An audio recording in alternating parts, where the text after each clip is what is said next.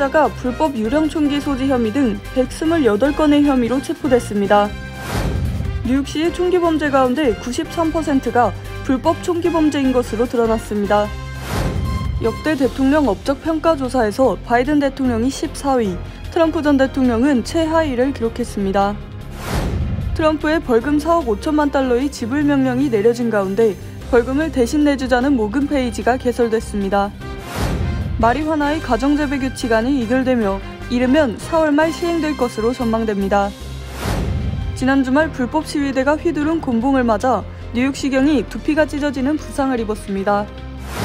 뉴욕시 지하철역에서 한 남성이 머리를 쇠파이프로 수차례 구타당하는 사건이 발생했습니다.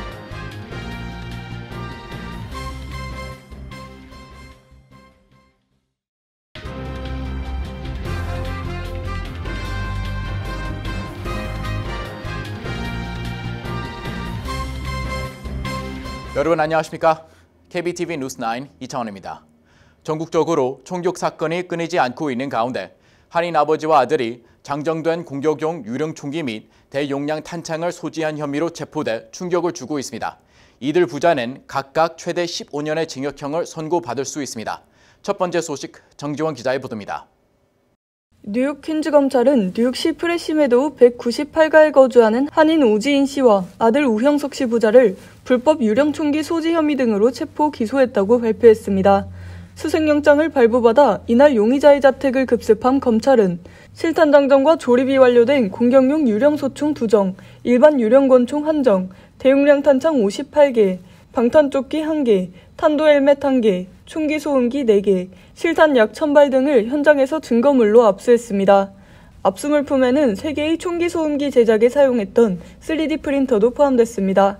용의자들에게 적용된 혐의는 10건의 2급 무기 소지, 67건의 3급 무기 소지, 20건의 4급 무기 소지, 5건의 3급 총기 판매, 17건의 무기 제조 및 운송, 5건의 총기 소지, 2건의 방탄복 불법 구매, 4건의 불법 탄약 소지 등 무려 128건에 달합니다.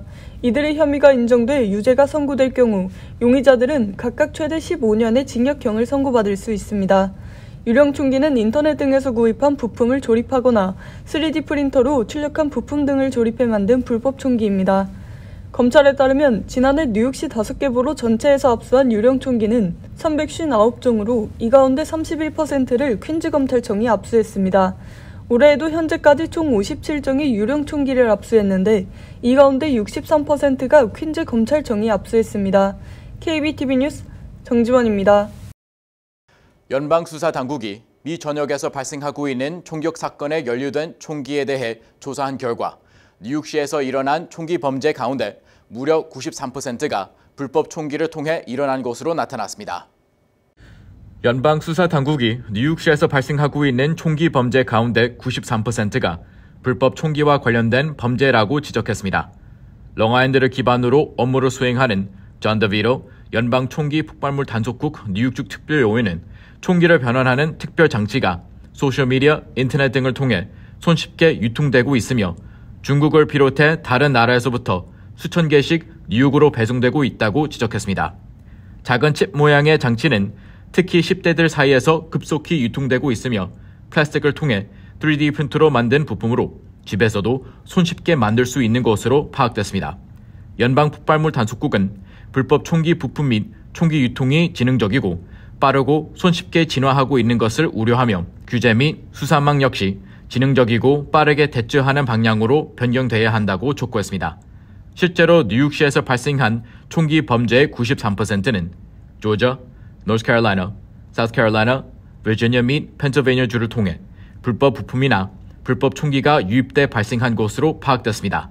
일명 고스트건이라고 불리는 플라스틱을 이용해 만든 불법 총기로 인해 발생한 사건의 가해자 그리고 피해자 대부분이 10대 청소년이었습니다. 연방폭발물 단속국 관계자는 현재 미 전역에 약 5억 점의 불법 총기가 유통되고 있는 것으로 파악하고 있습니다. 미국의 고질적인 문제인 총기 문제가 이제는 불법 총기 제조 및 유통으로 더욱 심각해지고 있는 상황입니다. KBTV 뉴스 이창원입니다. 대통령의 날을 맞아 정치 전문가를 대상으로 역대 대통령 업적을 평가한 조사에서 조 바이든 대통령이 14위를 기록했습니다. 도널드 트럼프 전 대통령은 최하위인 45위를 기록했습니다. 전장 기자가 전해드립니다. 휴스턴 대학교와 코스털 캐롤라이나 대학교는 전미 정치학회 회원 등 정치 분야 전문가 525명을 대상으로 설문조사 2024 위대한 대통령 프로젝트를 진행했다고 더 힐이 보도했습니다. 이번 조사에서 바이든 대통령은 100점 만점에 62.66점을 받아 전 현직 대통령 45명 가운데 14위에 올랐습니다. 이는 미국의 28대 대통령 우드로 윌슨과 40대 대통령 로널드 레이건보다 높은 순입니다. 이번 설문조사를 진행한 전문가들은 바이든이 이룬 가장 중요한 업적은 트럼프에게서 대통령직을 가져오고 전통적 스타일의 대통령 리더십을 다시 선보였으며 올 가을 전임자 트럼프로부터 직위를 지키기 위해 준비하고 있다는 점이라고 분석했습니다. 대표 업적으로 도널드 트럼프 전 대통령을 백악관에서 퇴출한 점이 꼽힌 것입니다. 트럼프 전 대통령은 10.92점을 받아 꼴찌를 기록했습니다. 제임스 뷰캐넌, 앤드루 존슨, 프랭클린 피어스 등 미국 남북전쟁 전후 대통령보다도 낮은 점수를 받았습니다. 1위는 에이브러함 링컨 93.87점, 그 뒤를 이어서 프랭클린 디 루즈벨트 90.83점, 조지 워싱턴 90.32점, 시어도어 루즈벨트 78.58점, 토머스 제퍼슨 77.53점으로 이전 조사와 같이 상위권을 유지했습니다. 일부 대통령에 대해서는 역사학자의 정치적 견해에 따라 순위가 갈렸습니다. 가장 크게 견해가 갈린 대통령은 조지 W. 부시로 공화당에서는 19위, 민주당에서는 33위에 올랐습니다. 민주당 출신인 빌 클린턴은 민주당 12위보다 공화당 10위로 더 높은 평가를 받았습니다. 미투 운동으로 인한 재평가로 분석됩니다. 양극화가 가장 심했던 대통령에는 트럼프 전 대통령이 꼽혔고 그 뒤는 앤드루 잭슨, 오바마, 레이건 등이었습니다. 바이든은 8위를 기록했습니다. 양극화가 가장 적었던 대통령으로는 조지 워싱턴이 1위였으며 링컨, 아이젠하워, 트루먼이 2위에서 4위를 차지했습니다. KBTV 뉴스 전상입니다. 도널드 트럼프 전 대통령이 자산 부풀리기 의혹으로 4억 5천만 달러의 벌금을 지불하라는 명령을 받아 앞으로 막대한 규모의 벌금과 배상금 등으로 재정적 위기에 직면할 것이라는 분석이 나오고 있는데요. 그의 지지자들 사이에서는 벌금을 대신 내주자는 움직임이 확산하고 있습니다. 계속해서 전장 기자입니다. 오늘 모금 웹사이트인 고펀드미에는 트럼프 편에 서라 부당한 판결에 3억 5,500만 달러 자금 지원이라는 모금 페이지가 개설됐습니다. 현재까지 7,900건의 기부를 받아 37만 9천 달러 정도를 모았습니다. 기부액은 $5에서 $5,000까지 다양하며 목표액은 3만 5,500만 달러입니다. 페이지 개설자 엘레나 카도는 특정 사법기관의 전례 없는 부당한 대우에 직면해 도널드 트럼프 대통령의 편에 서며 확고한 입장을 견지한다며 그가 직면한 법적 싸움은 그에 대한 공격일 뿐만 아니라 모든 미국인이 마땅히 누려야 할 공정성과 적법한 절차라는 이상에 대한 공격이라고 밝혔습니다. 뉴욕 맨하탄 지방법원의 아서 앵고론 판사는 트럼프 전 대통령의 민사 사기 혐의와 관련해 뉴욕주에 3억 6,400만 달러의 벌금을 내라고 판결했습니다. 트럼프 전 대통령에게는 3억 5,500만 달러, 장남 트럼프 주니어와 차남 에릭에게도 각각 400만 달러, 트럼프의 회계사로 불렸던 앨런 와이셀버그에게도 100만 달러의 벌금을 부과했습니다. 트럼프 전 대통령은 소셜미디어에서 이번 판결을 선거 개입이자 마녀 사냥, 완전 엉터리라고 비난했습니다. AP통신 등은 트럼프 전 대통령이 거액의 벌금을 선고받은 다음 날 트럼프 스니커즈를 공개했다고 전했습니다. 출시된 운동화는 gettrumpsneakers.com이라는 웹사이트를 통해 절대 굴복하지 않는다 하이톱이라는 이름으로 399달러에 판매됐습니다. KBTV 뉴스 전상입니다. 뉴욕주 마리화나 관리국이 마리화나 재배 규칙과 소지 가능 용량 등이 포함된 안건을 통과시켰습니다. 이제 뉴욕주에서 기호용 마리화나의 가정 재배가 단 한 관문만을 남겨놓고 있습니다. 주 정부는 조만간 공개 의견 수렴 절차를 거친 뒤 시행에 들어갈 전망입니다. 전장 기자가 전합니다. 뉴욕주 마리화나 관리국 OCM은 마리화나 통제위원회 CCB가 회의를 열고 성인의 기호용 마리화나 가정 재배 규칙안을 의결했다고 밝혔습니다. CCB는 결의안에서 뉴욕주는 해당 안에 대한 공개 의견 수렴 절차를 진행해 주길 바란다고 밝혔습니다. CCB에 따르면 21세 이상의 성인은 가구당 최대 6포기의 마리화나 식물을 재배할 수 있습니다. 가정 재배자는 마리화나 농축액과 꽃 봉오리를 합해 최대 5파운드까지 보유할 수 있지만 자신이 기른 마리화나를 판매할 수는 없습니다. 재배구역에는 21세 미만의 청소년이 접근할 수 없도록 해야 합니다. 연방법에서는 기호용 마리화나가 여전히 불법임에 따라 뉴욕 시형 아파트 섹션 8 하우징에서는 재배할 수 없습니다. 주정부는 조만간 의견 수렴 절차를 개시할 전망이며 빠르면 4월 말부터 뉴욕주 내 마리화나 가정 재배가 합법화될 것으로 보입니다. 한편 CCB는 25개의 기호용 마리화나 소매 라이센스를 추가로 승인했습니다. 이날부로 뉴욕주 내 해당 라이센스 보유사는 109곳이 됐습니다. 또 기관 2곳에 첫 마리화나 연구 라이센스를 발급했습니다. KBTV 뉴스 전상입니다. 지난 1월 말 망명 신청자 수십 명이 뉴욕시 경찰관 2명을 폭행한 사건으로 뉴욕시가 어수선한 가운데 지난 주말 불법 시위 도중 뉴욕시 경관이 시위대의 머리를 맞아 찢어지는 부상을 입었습니다.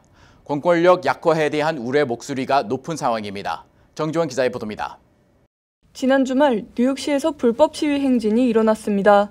토요일 저녁 콜럼버스 서클에서 시작된 불법 시위로 인해 이를 진정시키려 했던 뉴욕시 경관이 시위대가 휘두른 곤봉에 머리를 맞아 두피가 찢어지는 부상을 입었습니다. 카즈 도틀리 뉴욕시 부국장은 소셜미디어에 2장의 사진을 게시하며 최근 무너진 공권력에 대한 우려를 표명했습니다. 도트리 부국장이 올린 사진을 보면 정수리가 찢어진 경관이 부상당한 곳을 스테이플러로 고정하는 치료를 받은 사진과 함께 경관 폭행에 사용된 것으로 보이는 곤봉 사진이 나란히 올라왔습니다. 도트리 부국장은 해당 사진을 소셜미디어 X에 올리며 불법 시위자들에게 수차례 경고를 한 뒤 군중을 해산시키기 위해 뉴욕시경이 시위 현장에 투입됐지만 즉시 한 경관이 정수리를 곤봉으로 맞아 두피가 찢어지는 부상을 입고 스테이플로 2번 피부를 찝는 치료를 받아야만 했다고 밝혔습니다. 뉴욕시경은 이번 불법 시위 및 폭력 사태로 인해 14명의 시위대가 구금됐으며 이 중 9명이 무질서한 행위로 인해 그중 5명이 수사방해 공권력 방해 등의 혐의로 기소된 상태입니다. 하지만 경찰관을 폭행한 용의자는 아직까지 체포되지 않은 상태입니다. 뉴욕포스트는 뉴욕시경 데이트를 인용해 작년 한 해 5,363명의 뉴욕시경이 부상을 입었으며 특히 10월부터 12월까지 3달 사이 용의자들과 발생한 몸싸움으로 1,286명의 경관이 다친 것으로 드러났습니다. KBTV 뉴스 정지원입니다. 뉴욕시 지하철 내에서 발생하는 묻지마 폭행이 멈출 줄 모르고 있습니다. 지하철 승강장에서 첼로를 연주하던 연주자가 폭행을 당하는 데 이어 지난 주말 퀸즈 지하철에서는 한 남성이 쇠파이프로 이유 없이 폭행당하는 사건이 일어났습니다. 계속해서 정지원 기자의 보도입니다. 뉴욕시경이 지난 주말 뉴욕시 지하철에서 발생한 폭행 사건과 관련해 수사를 진행 중입니다. 사건은 지난 주말 롱아일랜드시티 퀸즈 플라자에 위치한 지하철역 안에서 발생했으며 이번 사건으로 한 남성이 머리를 쇠파이프로 수차례 구타당하는 사건이 발생했습니다. 뉴욕시경은 지난 토요일 새벽 1시경 31세 남성 피해자에게 한 남성이 다가와 쇠파이프로 지속적인 폭행을 시작했다고 전했습니다.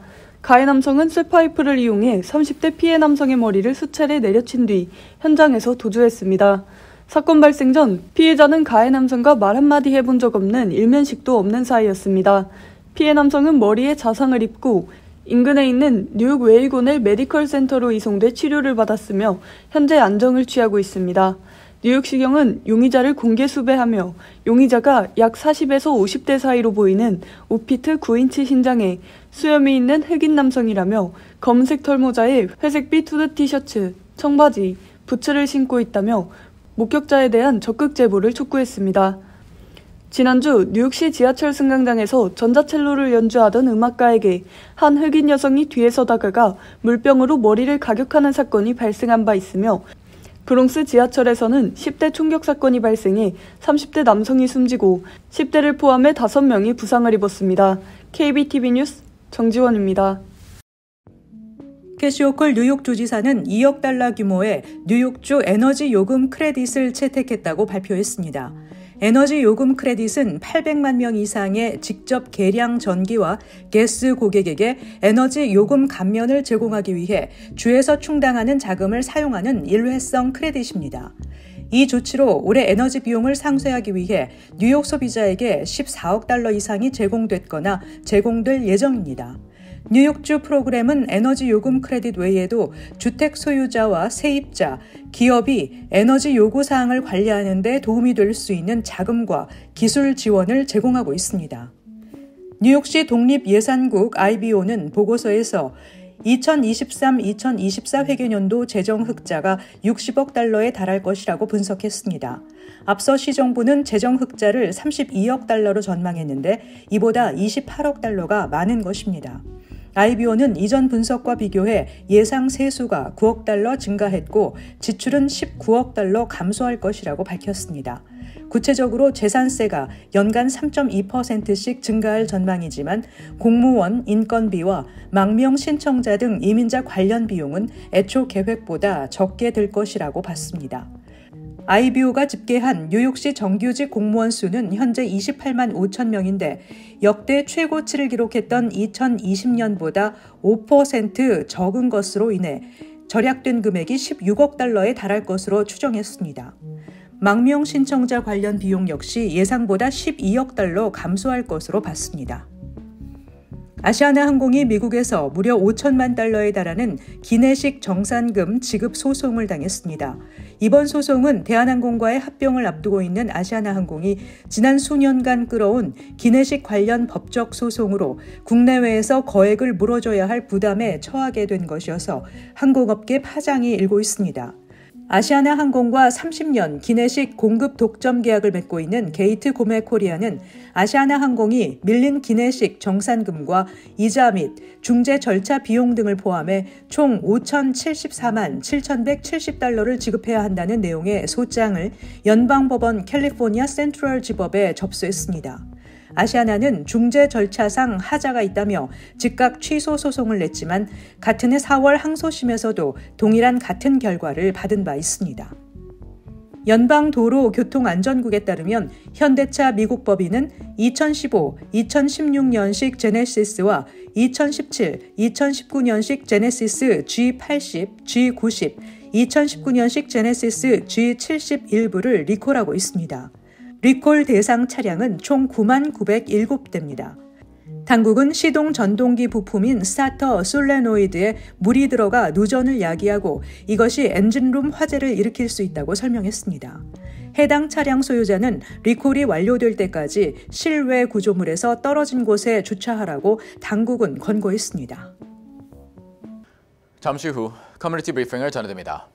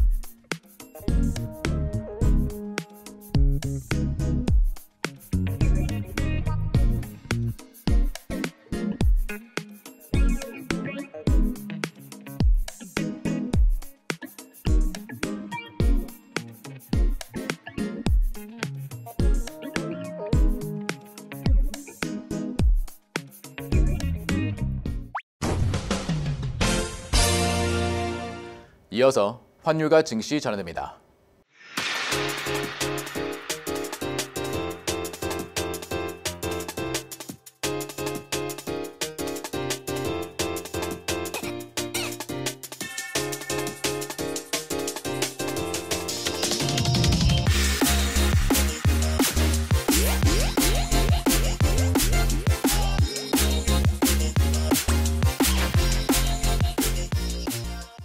잠시 후 뉴욕과 뉴저지 날씨 전해드립니다.